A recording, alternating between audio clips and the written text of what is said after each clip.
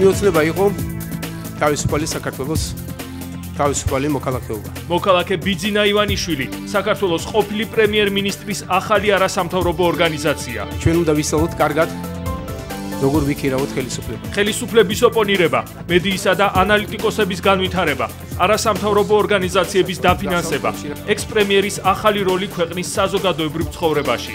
მოქალაქეს პირველადი და პირველი რიგითი დანიშნულება იქნება ის, რომ დაეხმაროს მედიას, ესევე დაგეგმილი გვაქვს ახალი ანალიტიკოსების მომზადების დაფინანსება. გარდა ამისა, სიმბოლურად დაფინანსდეს რამდენიმე ახალი არასამთავრობო ორგანიზაცია.